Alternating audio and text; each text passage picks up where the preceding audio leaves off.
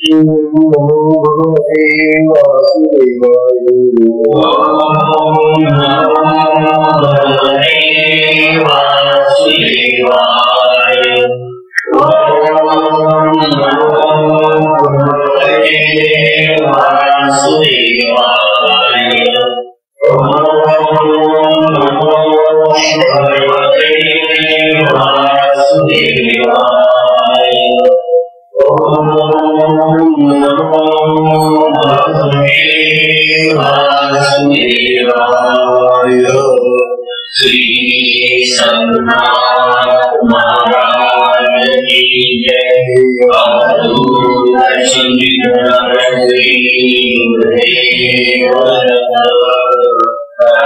पूज्य श्री सद्गुरु संत ज्ञानेश्वर महाराज की जय।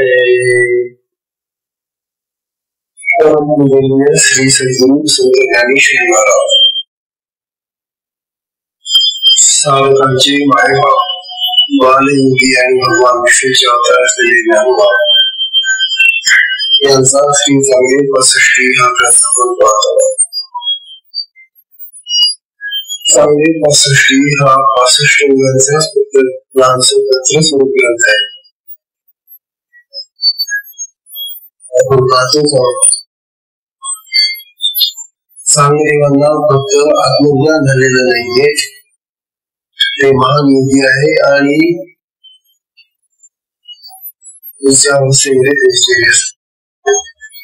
महान योगी होते तेव्हा अशा चांगदेवांना उपदेश झालेला आहे। चांगदेवांची स्थिती ही सगळ्या साधकाचीही आहे। चांगदेव साधना करत होते, आपण साधना करतो। चांगदेवांचं सारं लक्ष बाहेर होतं, देवाकडे, जगाच्या संसाराच्या वंशाच्या दृष्टीत होत। तीच गोष्ट आपली चांगदेवाला आत्मज्ञान झालेलं नव्हतं, तसंच आम्हालाही अजून आत्मज्ञान झालेलं नाही। म्हणजे चांगदेवाशी आमचं स्वामी आहे, ज्ञानदेवाशी नाही। ज्ञानदेव फार वेगळे तेव्हा असे जे ज्ञानदेव आहे ते ज्ञानदेव चांगदेवाला सांगण्यात येते। 61 योगी एकाची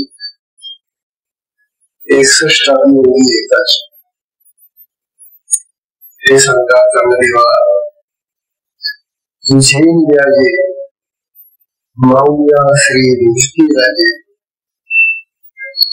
स्वामी भगवसा काळे तुम्ही दोघे।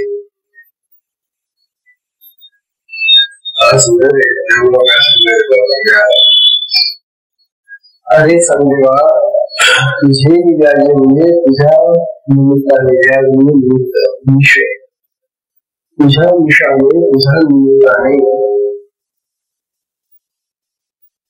चांगदेवाच्या निमित्ताने काय म्हणलं?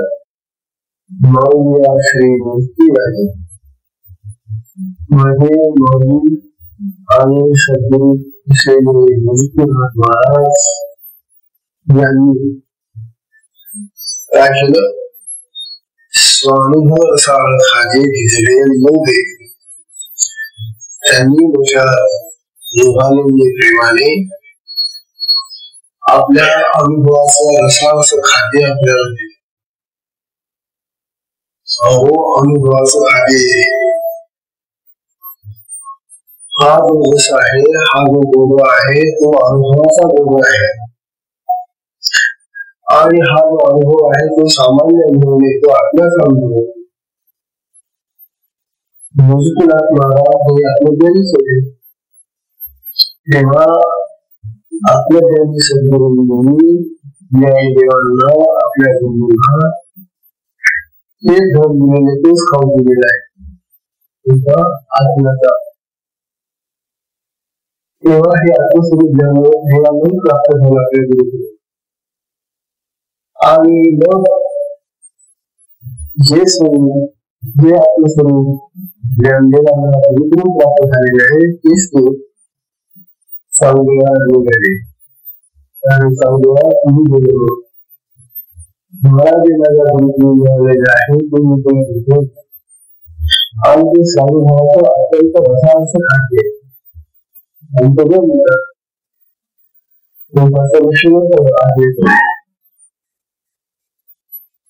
म्हणून काही जणाला जेव्हा स्मरणाने तिथे आत्मा बघतात हा जो विषय आहे हा विषय आपल्या विषय विषय जे समुद्राला बघितलेलं ते आपल्याला दिलं आहे परंतु आता ज्यावेळेला ध्यान नाही समोरून काढल्या त्या ध्यान परंतु ते देण्यासाठी तो खाऊ देण्यासाठी जसं ते समुद्रात पुढे आलेले आहे अर्थात समुद्रामध्ये सुद्धा लोक आलेले आलेले एकत्र पाठवले आणि विविध कशी गोष्ट झाली आपल्याकडे आलेले आपल्याकडे तिचा विचार होता 65 उतरणे ते आपल्याकडे आलेले सामने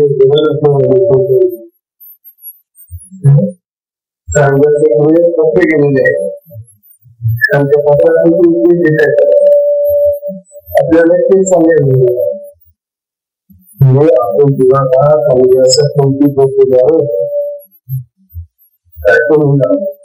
आपल्याला समुद्राचं कोणती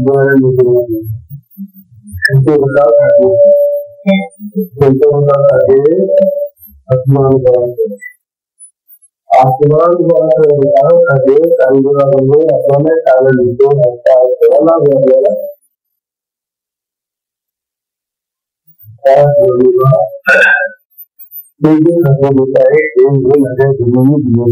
कसे गुरु करते गुरुला त्यांनी दोन सुरुवात करायची आणि ते अग्नी भगवानचे शब्दाचे गुरु काय होतात ते म्हणतात माऊलिया गुरुला माऊली म्हणतात आणि तिला म्हणतात निवृत्ती राजे तो दोन विशेषण आहेत ना म्हणून वापरलेल्या गुरुसाठी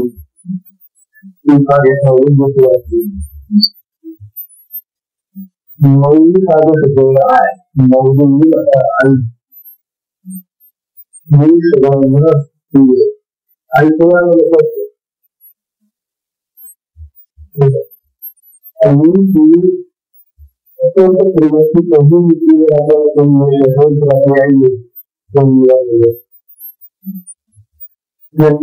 आपल्याला जे प्रेमामध्ये काही नसते ते पहिलं प्रेम आई देते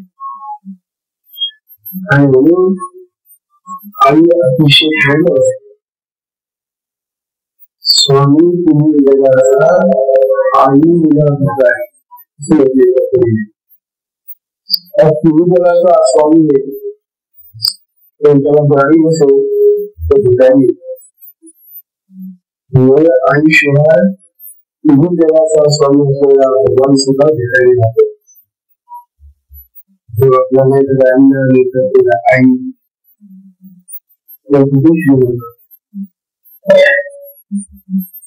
म्हणून आई ज्याला जगाला असेल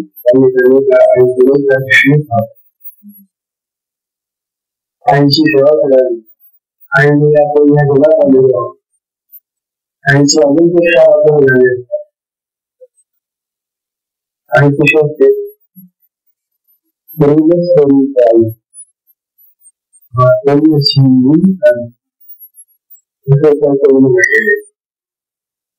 कशी असते आई प्रेम स्वरूप असते प्रेम आणि आई एकत्र असतात आईच्या ठिकाणी प्रेम नसतं आई समोर म्हणून आई म्हणजे प्रेम म्हणून ते प्रेम स्वरूप असते आणि वात्सल्य सिंधू असते वात्सल्याचा सागर आहे प्रेमाचा सागर आहे वात्सल्याचा सागर आहे समुद्र आहे म्हणून आई सारखं प्रेम देणारी कोणती माणसं करू शकतात आणि सगळ्यांना हवी असते.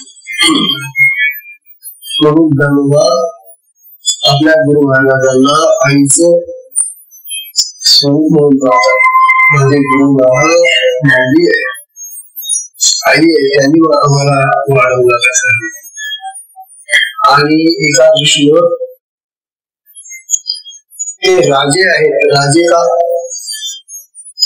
आता आपण राजे पण पाहतो. राजे होते पूर्वीच्या काळी. राजे म्हणजे सर्व अधिकार संपन्न व्यक्तित्व, त्याला राजा म्हणायचं. एखाद्या भूपृष्ठावर, एखाद्या जमिनीच्या भागावर, देशावर ज्याचा संपूर्ण अधिकार असतो आणि लोकांनी तो मान्य केलेला असतो, असे जे असतात त्याला राजे म्हणतात. आता हा जो राजा आहे, या राजाचा अधिकार त्या प्रजेवर असतो, त्या भूमीवर असतो. पण आमचे हे जे राजे आहेत ना, हे राजे कसे यांचा अधिकार नुसत्या एका विशिष्ट देशावर पोहोचवले, आवश्यकतेवर विशाल प्रेम केला यांचं साम्राज्य केले. पूर्वीच्या काळी आपले सम्राट राजे होते, परंतु सम्राट जरी म्हटला तरी एखाद्या विशिष्ट देशात होता, एखाद्या भागात होताच ना. राजे करू शकत नाही. परंतु सद्गुरू हे असे राजे आहेत जे सगळ्या विश्वाला पोहोचत असल्या जगावर पोहोचणारे असे राजे.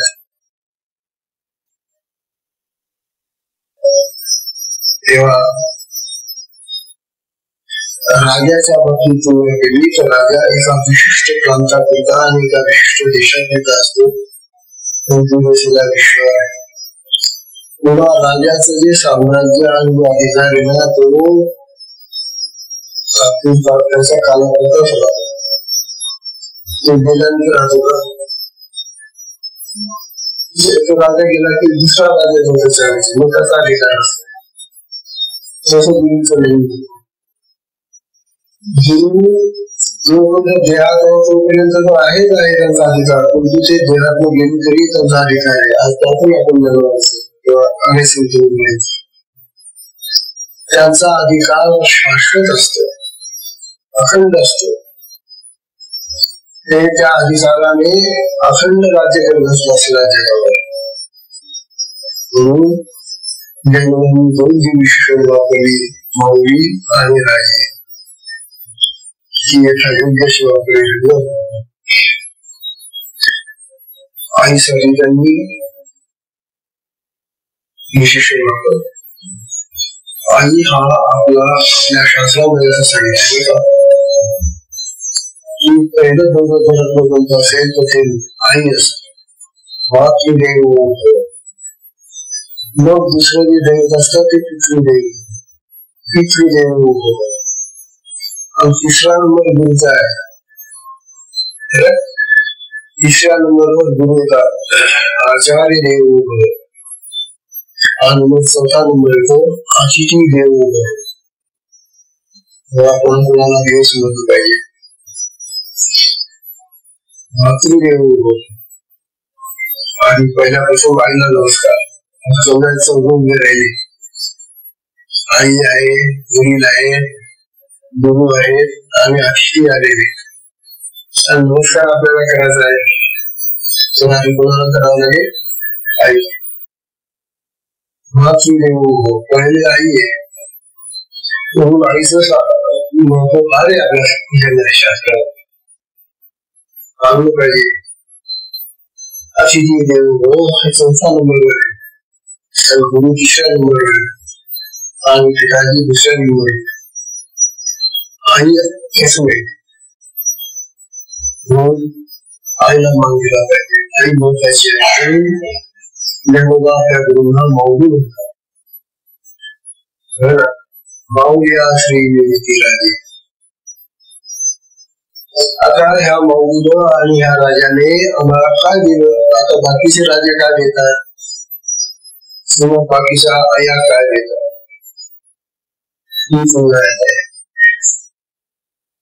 आता ही जी आपली आई आहे तुला जन्म देणारी मानलं, तिला नमस्कार केला मानलं, परंतु ही गुण काय देते आपल्याला विचार करायला. आपला पौष्टिक जाते सगळं, पण जीवन तुला काय केले की ह्या जगाचं स्वरूप आपल्याला देते, प्रपंचाच खाऊ लागते, प्रपंचाच वाढवते. आईचा बोध नेहमी प्रपंचाविषयीच असतो. आपल्या मुलाने चांगला प्रपंच करावा, त्यामुळे नाट्य करावी, त्याने लग्न करावं, त्याला मुलं जाऊ व्हावी, प्रपंच वाढावा याची इच्छा असते. गुरु याच्या विरुद्ध असतात, शत्रुता करतात नाही तेव्हा त्यालाही तुझं ते प्रेम करत. आता याला प्रपंचातून बाहेर काढायचं, गुरु त्याला प्रपंचातून बाहेर काढायचं, त्याला प्रपंचाची विरक्ती आणतात, प्रपंचाच्या कामना वासना त्याच्यात धुवून टाकतात आणि त्याला अध्यात्माच्या मार्गात नेतात, आत्मज्ञानाकडे परमार्थाकडे त्याला लावतात. हे गुरुचं कार्य आहे. तेव्हा आई आणि गुरु जरी आपण त्याला आई म्हणलं तरी गुरुचं कार्य वेगळं आहे आणि आईचं कार्य वेगळं आहे.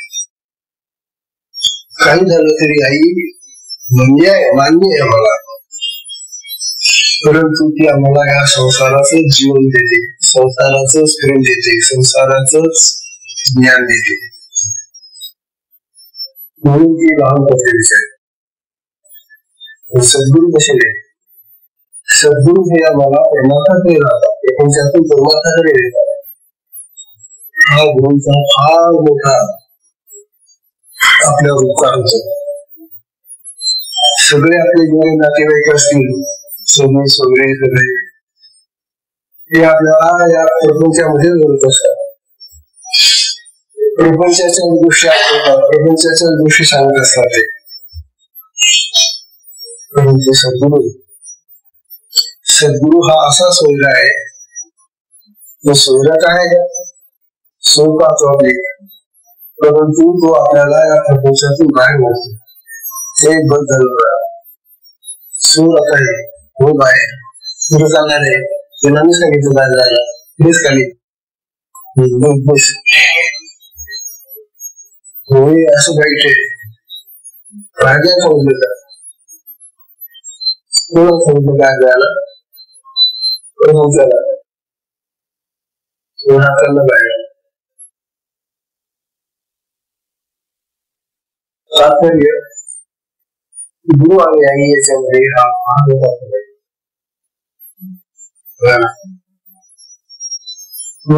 म्हणतात माझ्या गुरु आणि राजांनी मला दिले.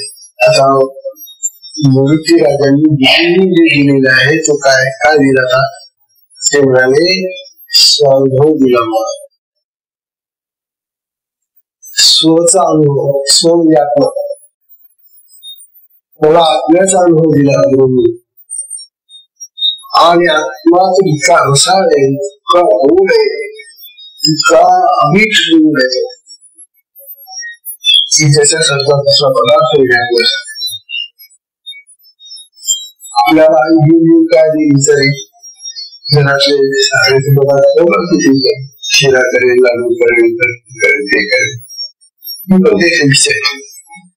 पण ती दोन दोन काय देईल आपल्याला हे साखरेचे पदार्थ ठेवले झाले. गुरु महाराज काय देतात, मौली काय देते आपल्याला स्वानुभव देते, आत्मानुभव देते आणि आत्म्यामध्ये असलेला जो आनंद आणि सुख आहे पूर्ण बोध आहे तो खाऊ देते. आईचा खाऊ आणि गुरुमाऊलीचा खाऊ किती करतो. म्हणून जरी ज्ञानोबा आपल्याला असं सांगत असते की माझ्या माऊली निवृत्तीनाथ राजांनी मला हा अनुभवाचा बोध खाऊन दिलेला आहे,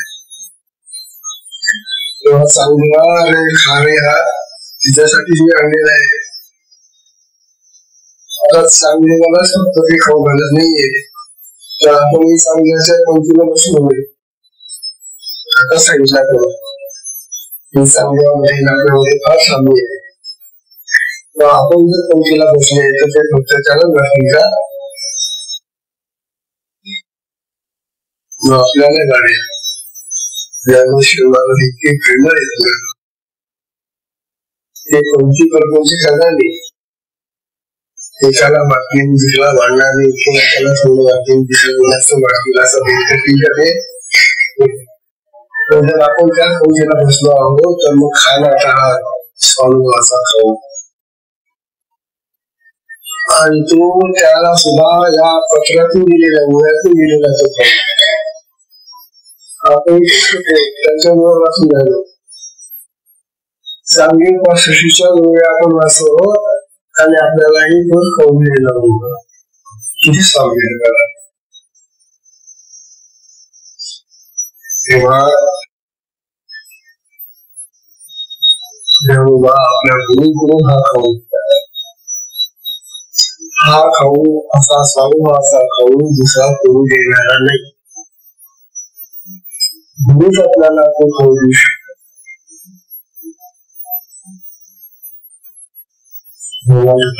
सुद्धा तो पाहिलं त्यांच्या त्या ग्रंथामध्ये आपण वाचत होतो बुद्धाला 24 गुण केले.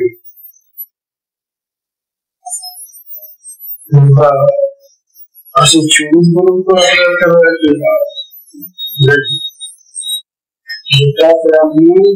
आत्मज्ञानासाठी गुरु केलेले नाही.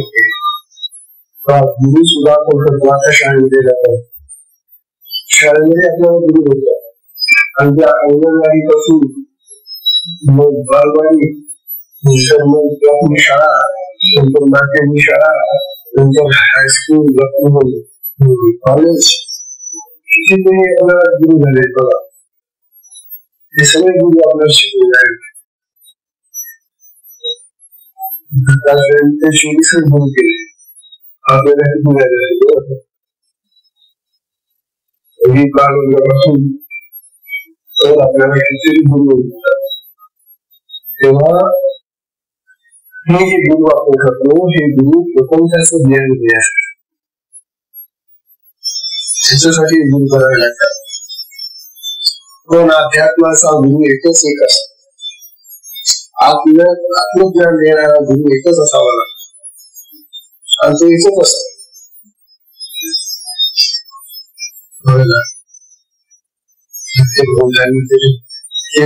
सांगत होते ते गुरु द्यायचा घेतला गुरु शिवाय संपूर्ण गुरु दिसे. मग त्या दृष्टीने जर पाहिलं तर दत्त भगवंतांनी आपल्याला जे शिकवलंय की अहो ज्याच्या तुम्ही गुण घेता ते तो तुमचा गुरुच. तुम्ही या प्रपंचाचं गुण ज्ञान येते ज्याच्या गुण घेतात तो आपला गुरुच असतो आणि असा गुण करताना हे सगळं आपल्याला गुरु पुढे घेऊन जातो. तेव्हा जे संपूर्ण गुरु दिसे हे सगळं जगत आपल्याला गुरु होत.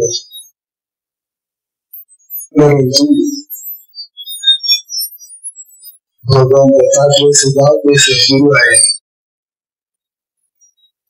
ते सद्गुरु जेव्हा एखादा आपला अनुभव देतात आपल्या आत्म्याचे स्वरूप दाखवतात त्यावेळेला ते सद्गुरु म्हणून असतात. जेव्हा प्रपंचाचं ज्ञान देतात तेव्हा ते सारे गुरु होतात. म्हणून सारे गुरु आणि सद्गुरु यांच्यामध्ये हाच फरक आहे की सारे गुरु आपल्याला साधं ज्ञान देत आहे. लौकिक ज्ञान वेगाचं ज्ञान ही आवश्यकता आपल्याला जगावं लागतं. परंतु नुसतं तेच जगावं आणि तेच गुण घ्यावे असं नाही. तर आपल्या स्वरूपामध्ये करायला पाहिजे, आपल्याचं ज्ञान व्हायला पाहिजे, आपलं लाभ व्हायला पाहिजे आणि तो आत्मलाभ ज्याला पाहिजे ते जे देतात ते सद्गुरू. म्हणून आपल्याला सुदैवाने आपल्यालाही सद्गुरू लाभलेले, दुसरे गुरु तर लाभलेलेच आपल्याला, परंतु आपल्याला साधन मार्गाचे जे गुरु आहेत ते आपले सद्गुरू आहेत.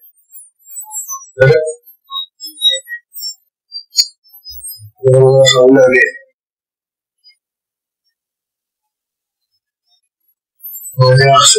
मला हा अनुभवाचा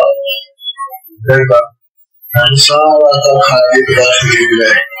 हिरे चांगले वाटून खाला सुरा आपली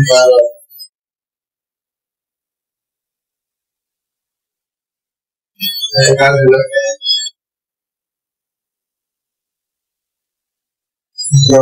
सांगण्यालाच काबर शिकवलं असं पण प्रश्न विचारले. ज्यावेळेला मुद्दाम त्याला सांगायला गेले त्याच्याकडे त्याला असे म्हटले, सांगदेवा माझी दिशा घे, तू माझ्याकडे ये असे म्हटले. त्यावेळेला जे पूर्वपत्र आलं होतं सांगण्याचं पूर्वपत्र बंद झालं, कोरा कागद त्या कोऱ्या कागदाला उत्तर दिलेले बस.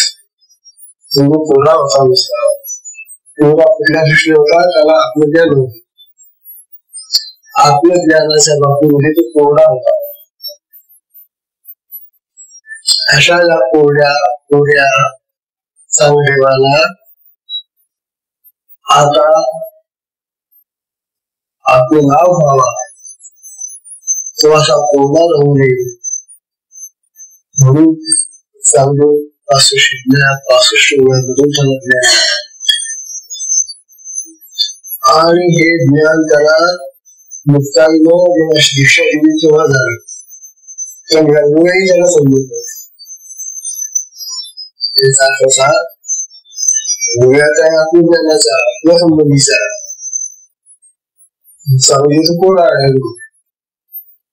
मग या अशा कोरड्या सांगदेवाला या आत्मज्ञानाच्या अशा समस्या भविष्यातील ब्रह्मज्ञान आणि परत आल्यानंतर म्हणतो महाराज हे तुमचं काय करतोय काय समजत. आणि मग गोष्टीनाथ महाराज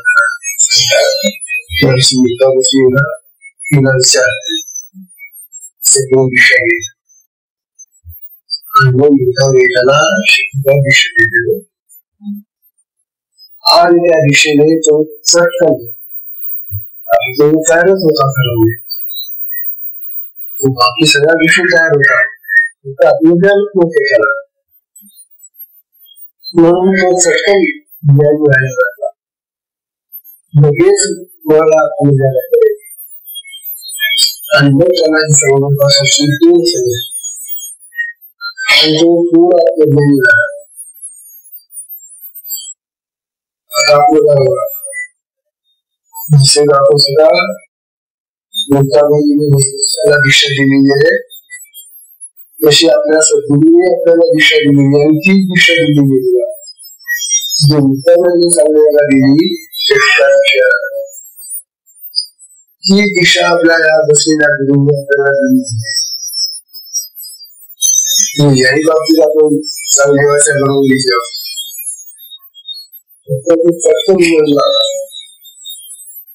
पटकन त्या आत्मज्ञानाकडे वळा.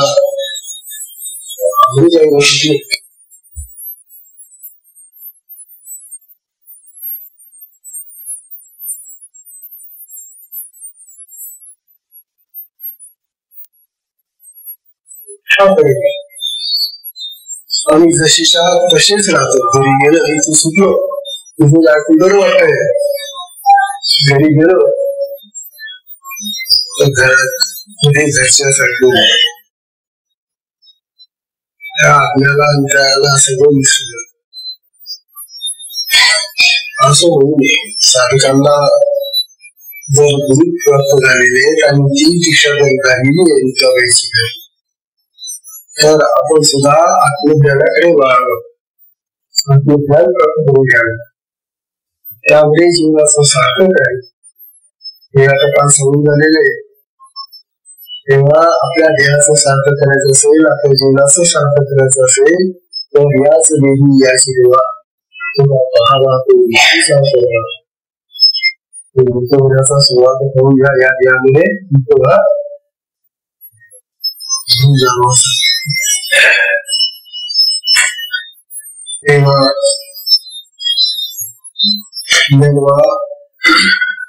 संजीवाचं हित करू पाहता, त्याचं कल्याण करू शिका. म्हणजे कसं करून शिका, चांगले 65 वेळा आपण त्या 65 वेळा ऐकून जातो. त्यापासून तुझा दुसरं ऐक काय करणार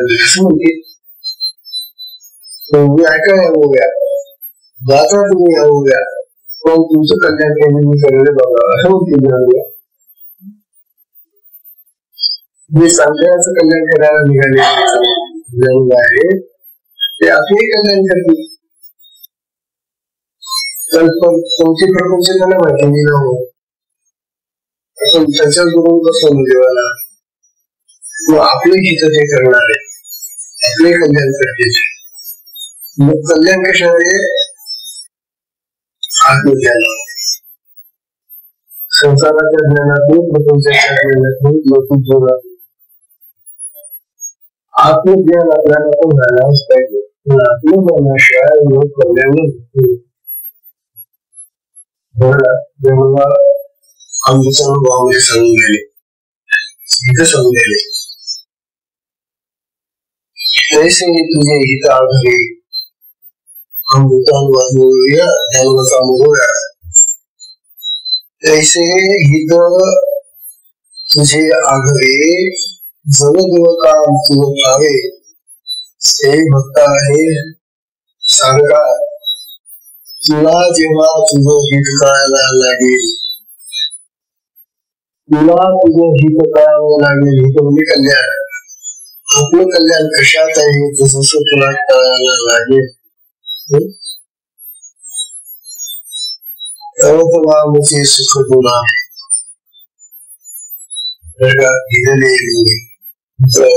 ऐसे आहे. ज्ञानेश्वरांची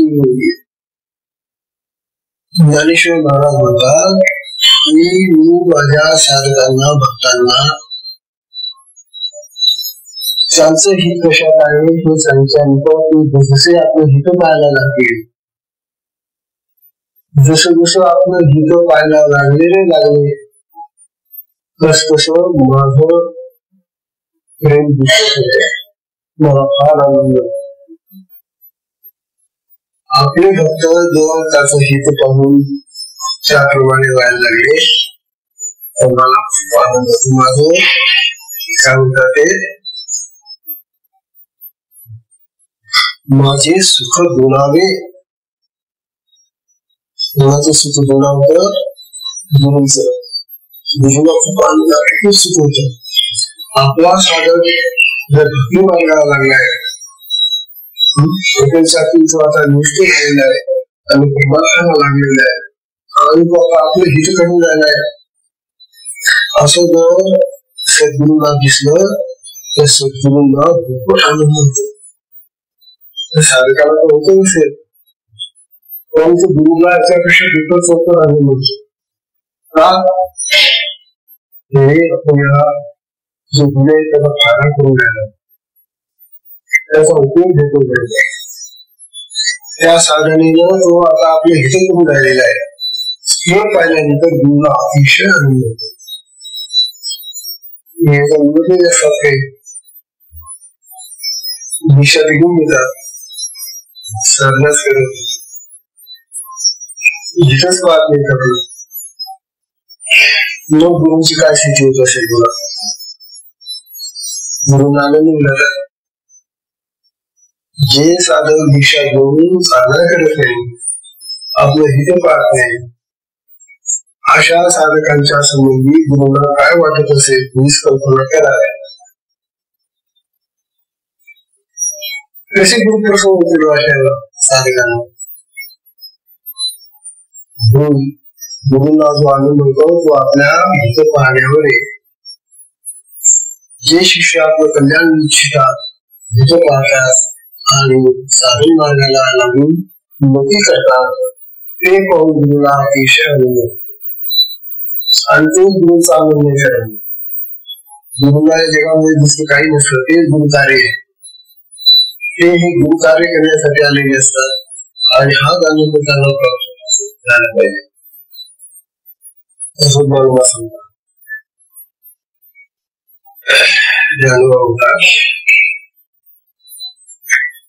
आता हा माझ्या गुरुने दिलेला जो प्रसाद आहे स्वानुभवाचा, तो कसा आहे त्या अनुभवाचं स्वरूप समजण्यात आले. आता खाऊचं तुला देतो मी, पण तुला तू खाऊ अनुनात्म ज्ञान नसल्यामुळे चवदार लागणार, गोड लागणार नाही तुला. खाऊचं उत्तम आहे, परंतु चांगदेवाची ती स्थिती नसल्यामुळे, त्या चांगदेवाला या खाऊबद्दल काहीच माहिती नसल्यामुळे त्याने जरी घेतला तरी वाचला तरी कुठे कळणार. तेव्हा अवघाची आकाश स्थिती ज्ञानवाद ज्ञानेश्वरी घेत आहे. अवघाची आकाश स्थिती जेवी वायुशी नित्य असती. वायू म्हणजे हवा जी असते ना, ती कुठे जाते? आकाशात जाते. आकाश म्हणजे पोकळी. त्या पोकळीमध्ये हा वायू जातो ना, हवा जाते ना. आकाशामध्येच वायूचं नेहमी राहणं असतं.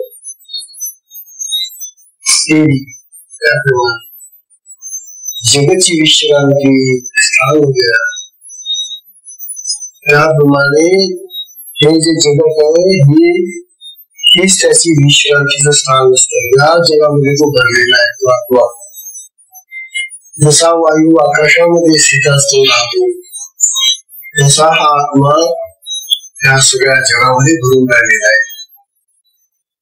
मग तुला जगातला जो आत्मा आहे तो नाही, परंतु आधी त्या आत्म्याला पाहण्यासाठी, जगातल्या आत्म्याला पाहण्यासाठी तुला आपल्या देहातल्या आत्म्याला आधी पाहावं लागेल.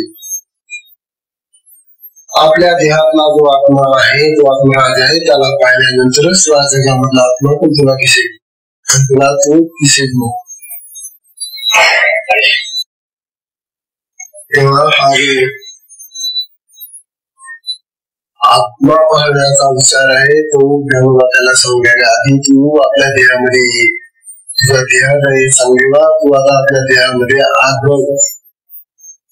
तुझं सगळं लक्ष बाहेर आहे जगाकडे. आता जगातच लक्ष हटव आणि तू आपल्या देहाच्या आत ये आणि अंतरंगामध्ये बघ, तोच आत्मा तुझ्यामध्ये आहे. श्री ज्ञानी महाराज सांगेवाला सांगतात.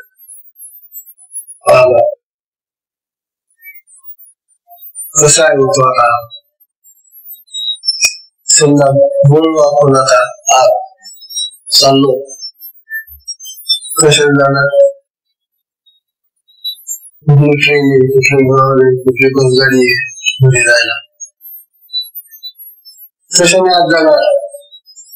हा आपला जो प्रवास आहे तो कशाने करणार? बाहेरचा प्रवास आपल्याला पुष्कळ साधन आहे. बाहेर गाड्या आहेत, मोटारी आहेत, विमान आहेत, अनेक वाहन आहेत. बाहेरचा प्रवास असा होतो आपला. पण आता आपल्याला आपल्या देहाचा प्रवास करायचा, देहामध्ये शिकायचे. कसा प्रवास झाला? तेव्हा आत प्रवास करायचा असला तर आतल्या प्रवासासाठी ज्ञानोबा माणूस सांगितले. आणि ते माध्यम मध्ये जायचं, उत्कृष्ट माध्यम ते फक्त त्या साधकाला त्या गुरुकुलानेच करते. ते जे साधन आहे आत्मरंगामध्ये जाण्याचं, शिरण्याचं, आत्मपुढे जाण्याचं, ते साधन फक्त गुरु देतात, सद्गुरु देतात. त्याचं वर्णन नाही करतात त्या साधनेचं. ते जे साधन आपल्याला देतात, माझ्या मुखे नाही बोलू देतो, सखा कृपा उंच माझ्या त्यांची. अहो त्याचं बोलून समोर मला सगळं जमणार नाही. तो भगवान कृपा म्हणजे भगवान जेव्हा म्हणतो की सांग यांना मी दिलेलं ते यांना,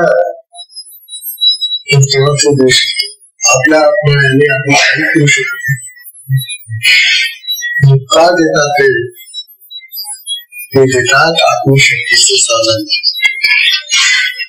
ही कुंडलिनी जगदंबा, ही जी कुंडलिनी आहे ना, ती जगदंबा आहे, जगाची आई आहे. विश्वाची जननी म्हणजे कुंडलिनी शक्ती, ती आत्मशक्ती आहे. चैतन्य चक्रवर्तीची शोभा. कुंडलिनी कशी आहे? जगदंबा चैतन्य चक्रवर्ती. कोण हा चैतन्य चक्रवर्ती? आत्मा. आत्म्याला चैतन्य बोलतो. तो चक्रवर्ती सम्राट आहे. त्याची ती शोभा आहे ती कुंडलिनी. म्हणून त्या कुंडलिनीचा आपल्याला साधन म्हणून येतो. आपल्या शरीरामध्ये जी चालणारी, आपल्याकडे जाणारी जी शक्ती आहे ती कुंडलिनी शक्ती आहे. आणि ते साधन गुरु देतात. हे रे आता तू काय करू नको, एकदा ते साधन दिलं मग तू चूक राहतो, काही करायचं नाही. तुला मला करण्याचा उद्योग जास्त आवडतो. म्हणून आमचे साधक ही साधनं घेऊन आणखी काही करायला लागतात. हे कर ते कर, त्या देवाला भेट, या गुरुला भेट, या. अरे काही करायचं नाही तुला, आता गप्प बैस, आसन घे आणि बैस गुपचूप आणि अनुभव घे. ती शक्ती काय करते बघत राहत, ती सगळं करते तुझ्यासाठी. याला गप्प बसायची सवयच नाही ना. हा करत आलेला असतो, आतापर्यंत करत आलेला आहे आणि त्याचा विश्वास करण्यावर आहे, असण्यावर नाही. असण्यावर विश्वास नाहीये, करण्यावर विश्वास असतो आमचा. म्हणून आम्ही हे गुरुकडून घेतलेलं साधन आणखी करत बसतो. मग गुरु म्हणतात तू कर, मला ती शक्ती म्हणते तू करतोय का, तूच कर, मी काही हात लावतो. म्हणून का शक्ती जे करते, जो अनुभव देते, तो तिचा वर्गाने तिच्या कृपेने आपल्याला आलेला अनुभव. मग तो कसाही असो, शुभ असो वा अशुभ असो. अशुभ कर्म झालेले असतील तर अशुभ संस्कार आपल्या चित्तामध्ये असतात, आणि अशुभ संस्कारांना जेव्हा ते बाहेर काढते त्यावेळेला अशुभ क्रिया होतात. शुभ कर्म आपण केलेले असतील तर शुभ संस्कार आपल्या चित्तामध्ये असतात आणि शुभ क्रिया होतात. तेव्हा क्रिया शुभ किंवा अशुभ हे आपले काम नाही. आपण जे जमवलेले आहे ते बाहेर काढण्याचं काम शेतीतून डायरेक्टला करू दे. दुष्ट साधकाचं म्हणतात, अहो फार वाईट विचारांनी साधनेला बसू दे, अहो फार वाईट दृष्टी दिसला मला, अहो असं होता मला. अरे तू काहीच करत नाही, तुला जे होतंय ना ते होऊ दे ना. ते वाईट भरलेले ते म्हणून चाललेले, तू काढतोय का ते? म्हणून आपली साधना किती साधना आहे. शक्ती महाशक्तीची जी साधना आहे, ज्याने ते सगळं नीट होतं तू ऐकणार आहे. म्हणून आपण बसावं आणि शांततेने त्याकडे अभू द्यावा, ज्या होणार असेल त्या अभू द्यावा. अशा प्रकारची आपली साधना आहे.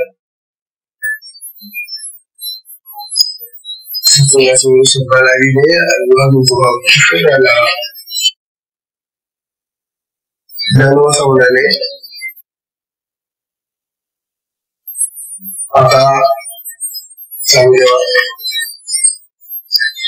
तुझ्या निमित्ताने हा गुण खाऊ किंवा त्यांचं रे घरचा गेला आमच्या गुरुनी, परंतु तुझ्या निमित्ताने आमच्या भक्तांना हा लागू गेला.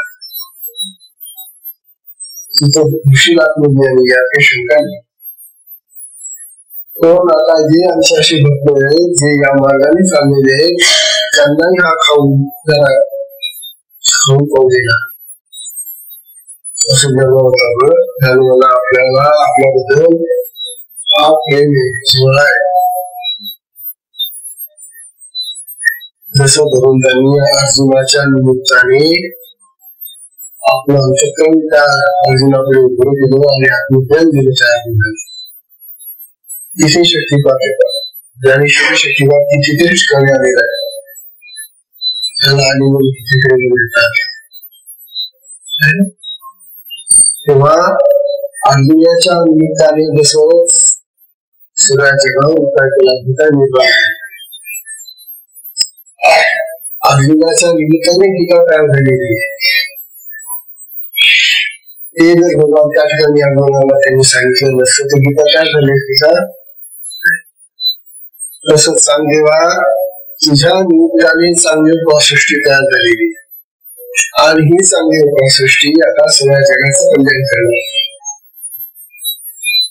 तुझं कल्याण होणारच आहे. त्या गीतेनं तर त्या अर्जुनाचं कल्याण झालं, सगळ्या जगावर उपकार झाला. तैसे ज्ञानाचे बोलणे ज्ञानेश्वर,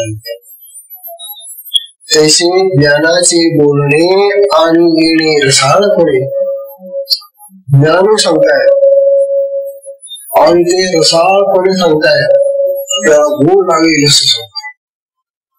असं वाटतं, असं वाटतं म्हणून तो अर्जुन भगवान गप्प झाले तरी सुद्धा त्यांना वारंवार प्रश्न विचारले आणि त्यांना बोलतो शोधत होतं.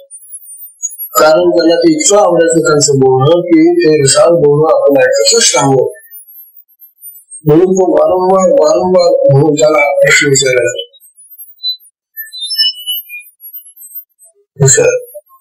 तैसे ज्ञानाचे बोलणे आणि येणे रसाळपणे आता पुढे कोण म्हणे आकरणे. मग आता ऐकताना कोण पूर्ण झालं असं म्हणू. हे रसाळ बोलणं आहे आणि ज्ञानाचं आत्मज्ञानाचं बोलणं आणि तेही रसाळ भाषेत समजून गेले. मग कोण म्हणायचे बस झालं, आता पुढे झालं कंटाळा बंद करा, समजून बंद करा वगैरे जायचं कोण म्हणाले. आपले इतकं सारे सुद्धा मिळत बाकी ते ठीक असे. आता तुम्हाला